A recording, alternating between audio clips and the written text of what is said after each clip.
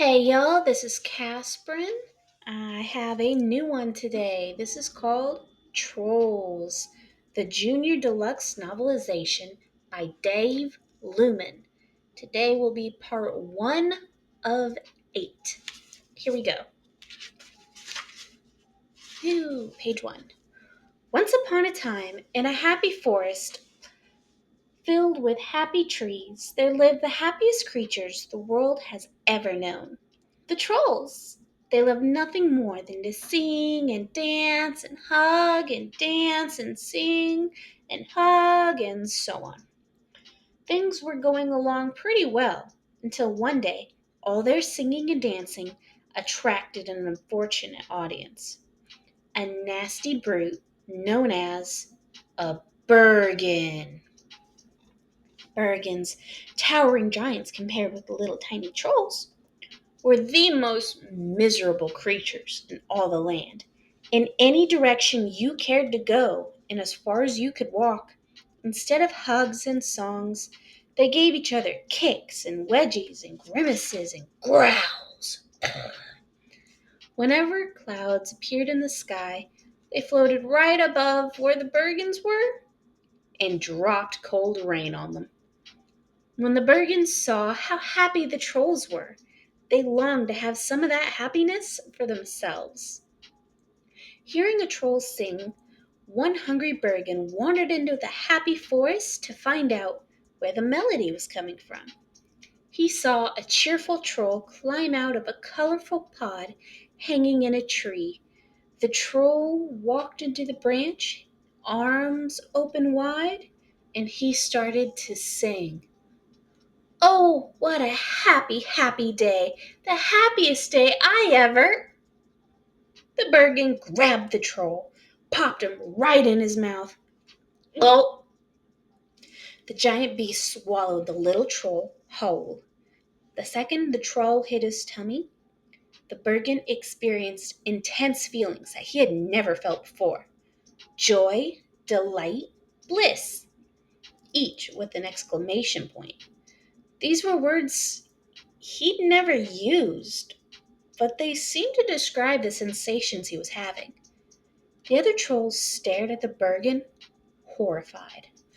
Oh my god, said a girl troll, her eyes round with terror.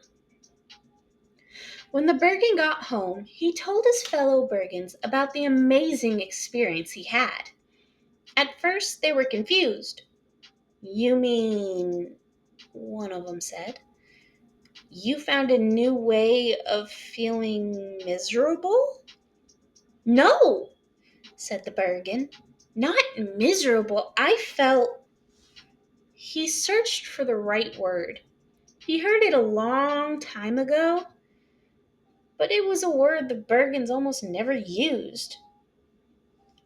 Happy? He said slowly. That's it! I felt happy. The other Bergen's beezy eyes widened in wonder. Show us, one of them roared. The first Bergen led them all back to the troll's happy forest, running the whole way. The Bergens began snatching the mouth-sized trolls out of the trees and gobbling them up. Delicious! Scrumptious! Why would the Bergens ever want to be anywhere else? This forest full of trolls was the tastiest place in the world. In no time at all, the Bergens had chopped down most of the trees in the woods to build Bergentown, an ugly village surrounding the one remaining troll tree. They built a sturdy cage round the tree. The trolls they hadn't eaten yet were trapped. Eating the trolls made the Bergens feel so happy. They started a tradition. Once a year, they gathered around the troll tree to taste happiness on a holiday they called Trollstice. One particularly beautiful Trollstice morning, a young Bergen zoomed through the halls of Bergentown's royal castle on his bike. He wore a crown because he was Prince Gristle, the only son and heir to the Bergen throne. Breathing hard, Prince Gristle rode his bike right up a stairway, through a door, and onto his dad's bedroom. He jumped off the bike and on his father's sleeping stomach. King Gristle stirred, and his crown slipped over one of his eyes. He liked to wear his crown even when he slept, so there was no chance of anyone ever forgetting that he was the ruler of the Bergens. A top dog, a number one. "Good morning, Daddy," Prince Gristle sang. His father groaned and tried to shoo his son away, hoping for just a few more minutes of sleep. But the prince was so excited that he burrowed under the sheets, scurried up and down the length of the big bed.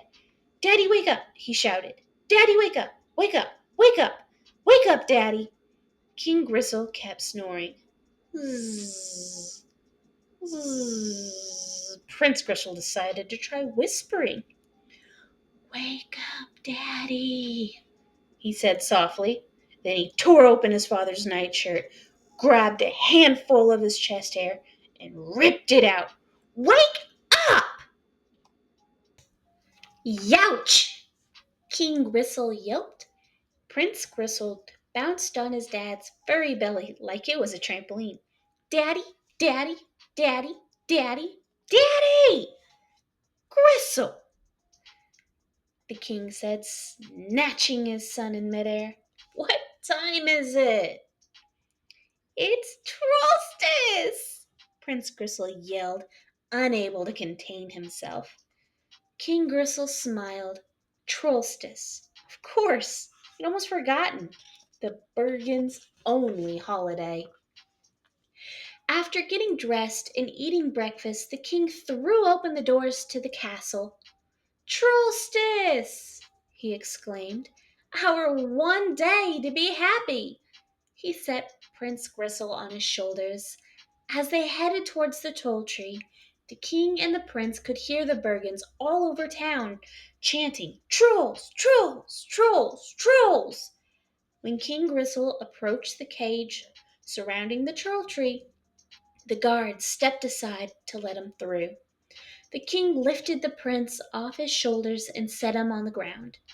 A team of chefs in military-style uniforms whipped out razor-sharp knives. They scraped their blades together, which sent sparks shooting towards two large hibachi grills. Whoosh! A giant burst of flame leapt from each grill. From the smoke a voice said, "Please give it up for your keeper of the trolls, your minister of happiness, your royal chef, me." "Ooh," Prince Gristle said, impressed and a little bit scared. A shadowy, imposing figure strode through the dark smoke. The royal chef, she was mean and miserable looking, even for a Bergen. She was in charge of cooking the trolls for the Bergens, which meant she was in charge of their happiness, which gave her power. And Chef liked power a lot. "Chef! Chef! Chef!" the Bergens roared, cheering for their beloved cook. And Chef stared at the crowd of Bergens until they fell silent, waiting for her to speak. "This is a very special Trollstis," Chef announced, "as there is one amongst us who has never tasted a troll." Prince Gristle's face lit up. "Ooh, me, she's talking about me." Chef stared down at the young Bergen. "Prince Gristle, the time has come."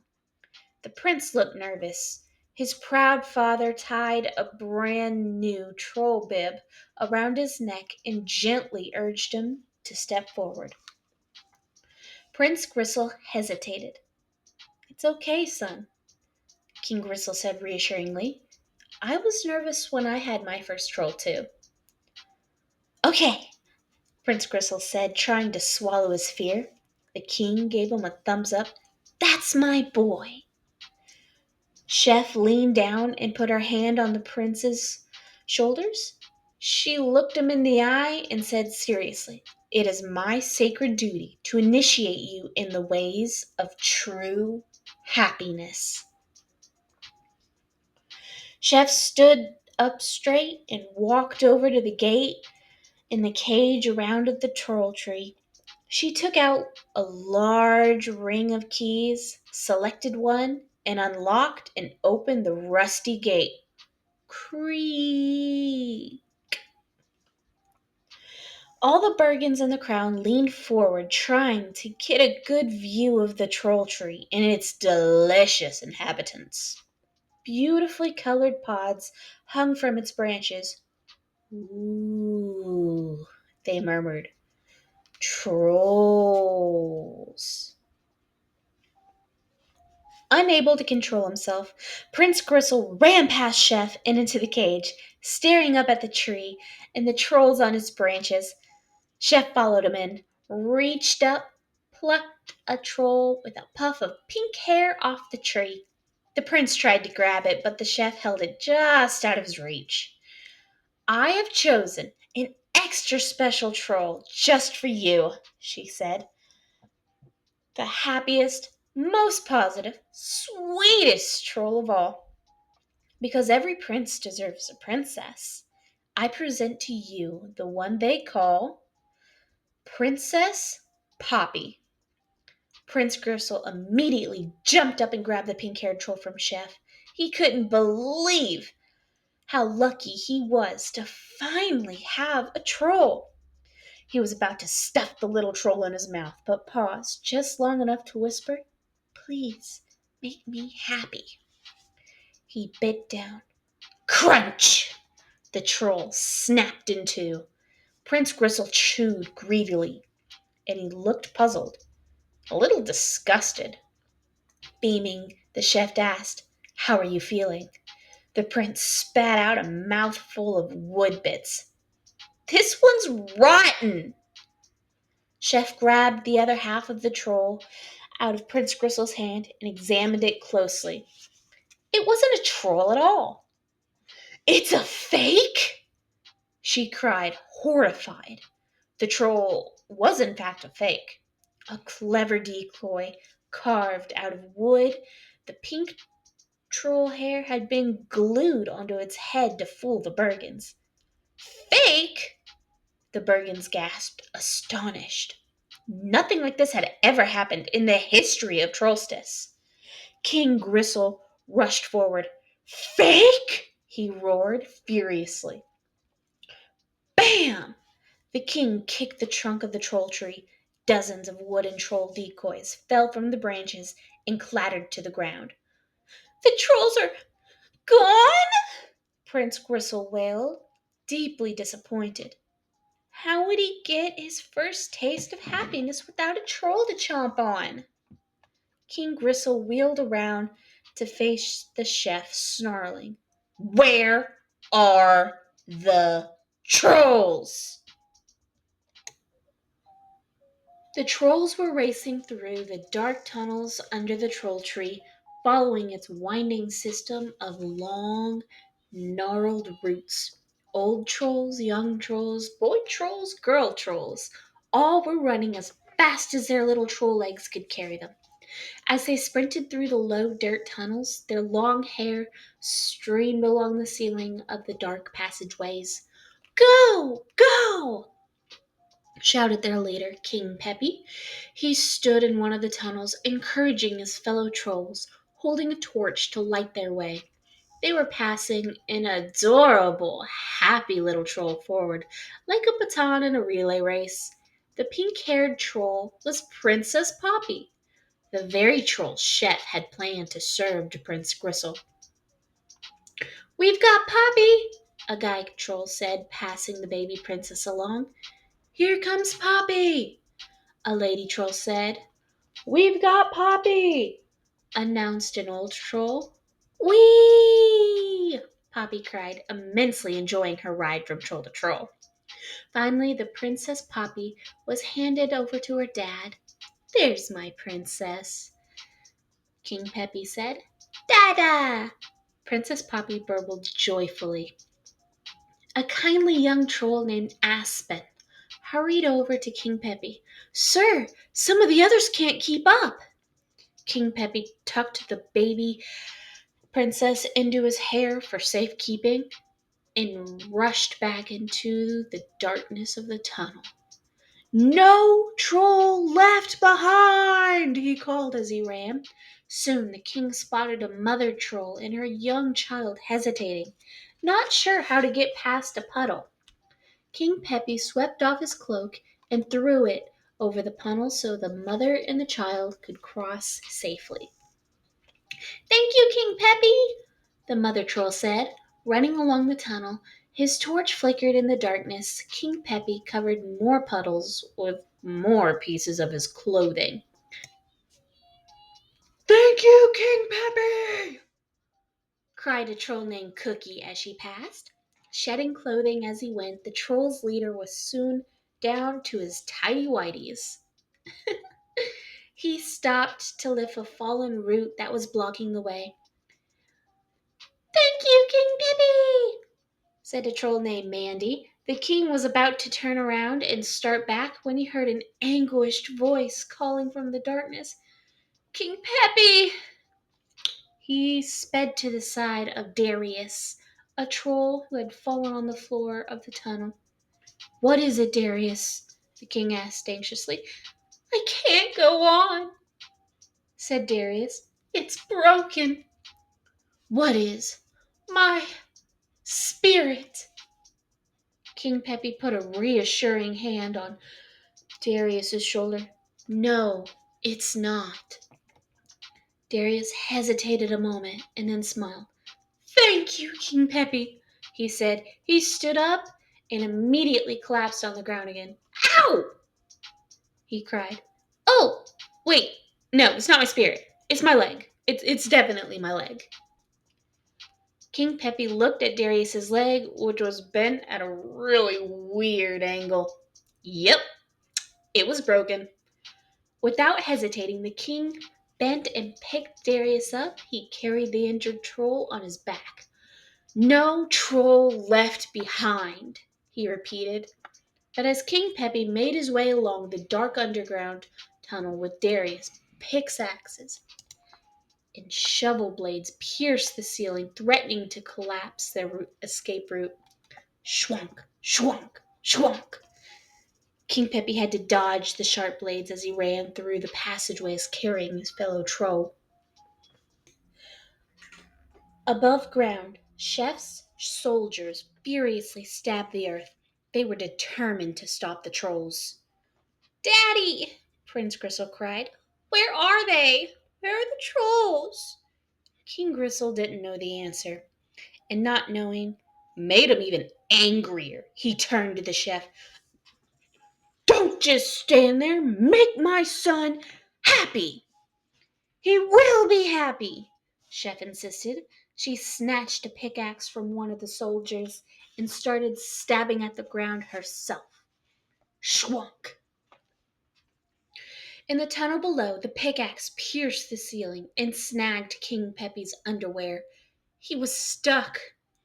At that point, King Peppy was carrying several other trolls on his back, in addition to Darius. He rolled them down a tunnel like bowling balls, straining to free himself. He did, and then, shwunk! The blade of a shovel slammed down in front of King Peppy, blocking his path and trapping him in the tunnel. The tunnel led to an opening in the forest. The trolls King Peppy had tossed were now rolling out into the sunshine, collapsing at the feet of the others waiting. "Where's King Peppy?" one troll asked anxiously. "I don't think he made it," Darius said sadly. "Oh no," said a little troll.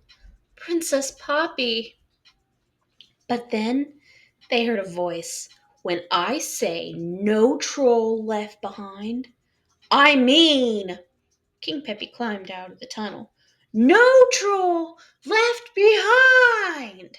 He struck a heroic pose, holding Princess Poppy in one hand over his head. All the trolls cheered, even though King Peppy was completely and utterly stark naked. We're all safe, King Peppy announced, but we'll be a lot safer the farther we get from Bergentown. Go, go, hurry! The trolls did not need to be told twice. They turned and ran away through the forest. In Bergentown that night, King Gristle was not happy. In fact, he was even more miserable than usual. Trolstis had been ruined. His son was unhappy, and it was all Chef's fault. Take her away, he shouted out a window of the castle. Get her out of my sight! Below the window, a mob of angry Bergen townfolk carried Chef through the streets, booing and jeering. She is hereby banished from Bergentown, the king proclaimed. Forever!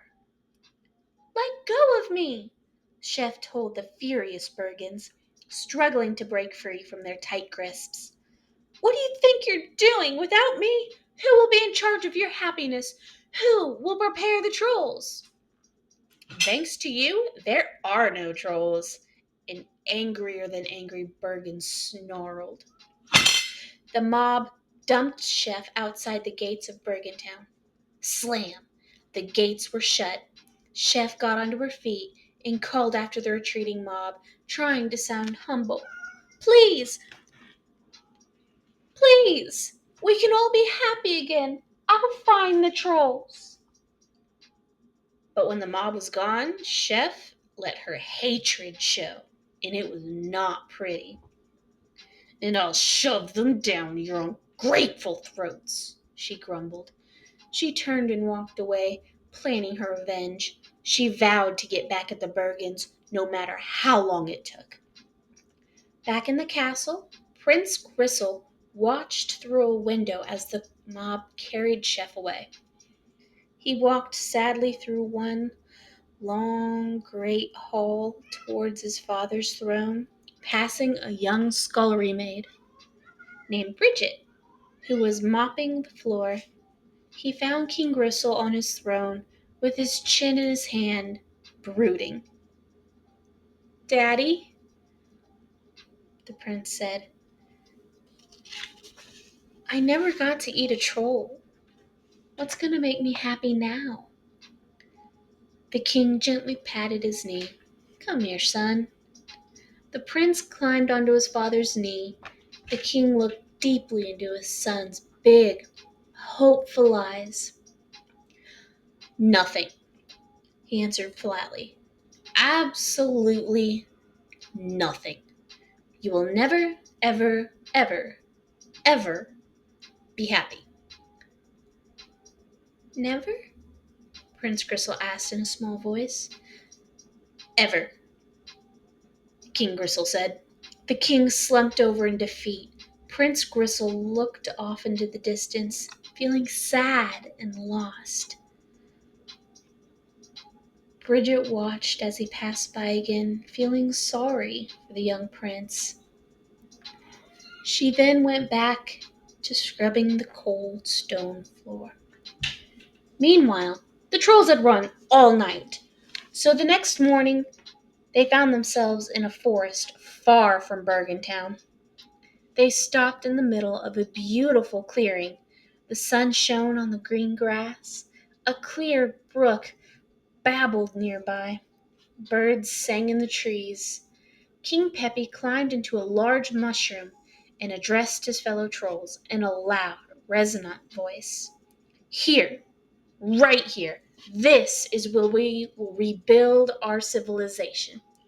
This spot has everything we need. Fresh air, clean water, and sweet acoustics. The trolls cheered. They loved this spot. It was perfect for their new home. Princess Poppy took out a little cowbell and started beating a bouncy rhythm on it. The trolls went right to work building their new forest home, far, far away from the dangers of the mean, miserable, and hungry burdens. That was the end of part one. Hope to see you soon. Bye.